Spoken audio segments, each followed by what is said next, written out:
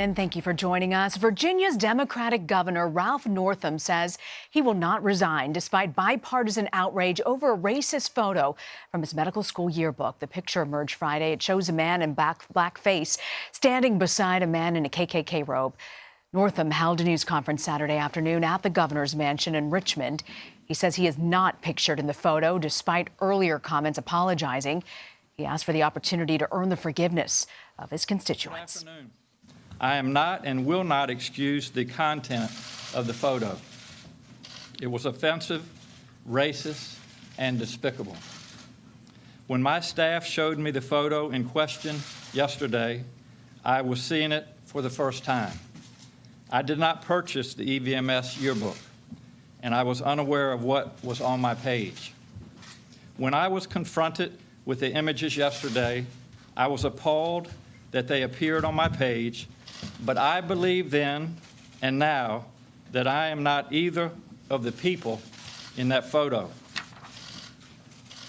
I stand by my statement of apology to the many Virginians who were hurt by seeing this content on a yearbook page that belongs to me.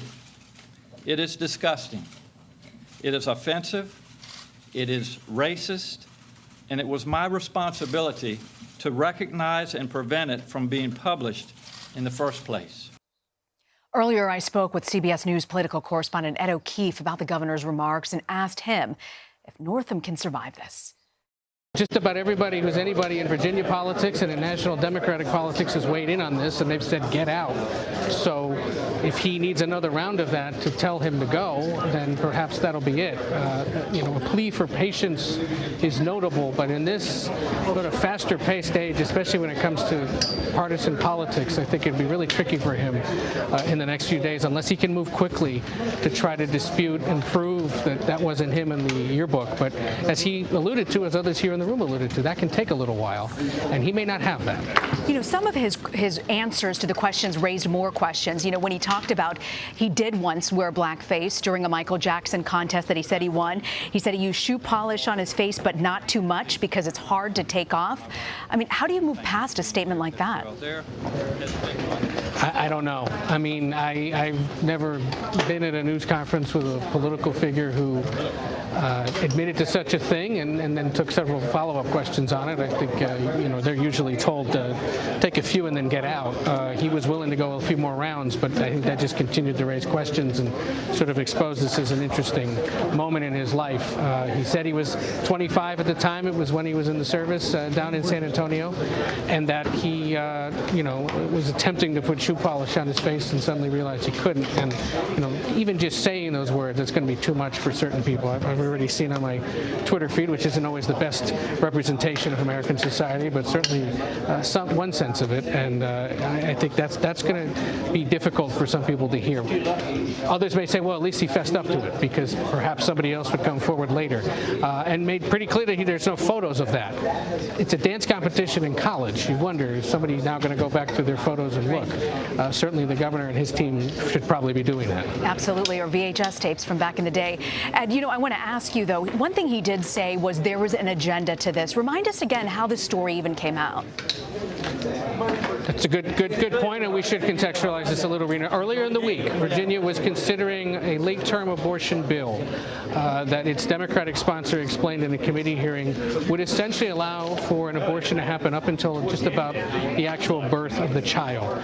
Republican critics of the bill here in Virginia and across the country seized on that, and it continued to snowball when the day after that committee hearing, the governor himself was asked in a radio interview in Washington that was webcast, therefore giving us the images of him discussing this.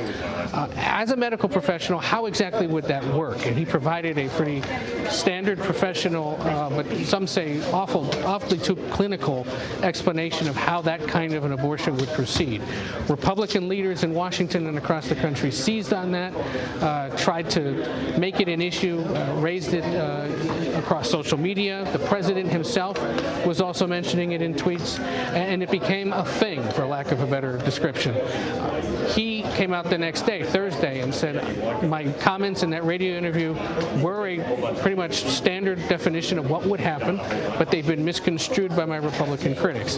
He thought, his team thought, I think most who cover him thought, that was the end of it. By the way, that bill had been defeated, and it did not proceed. But then yesterday afternoon, a conservative website obtained the photo, published it, and within a few hours, the governor issued that statement, a written and a video statement, apologizing for apparently being the guy in that photo. But then today, as you saw, reverse course suggesting it wasn't him, and that based on the accounts from some classmates, it's possible that it was some photo that was accidentally put there. And what's also notable is he says that if you look at the yearbook, according to others who have seen it, because remember he said he hasn't, there are other people who appear in the yearbook in blackface. And he's correct when he says that the medical school that he attended has issued a statement to the university, to its alumni, saying, we understand this was obviously not a good chapter in our history. We're looking to remedy it and to look into how this kind of behavior was seen as acceptable, and it certainly isn't in the future. Ed, we're getting some reaction right now from his fellow state legislatures, Democratic legislators, people within his own party. I want to read you a tweet from Mark Keem, who said for 45 minutes, Ralph Northam tried to moonwalk back his statement from last night and failed miserably.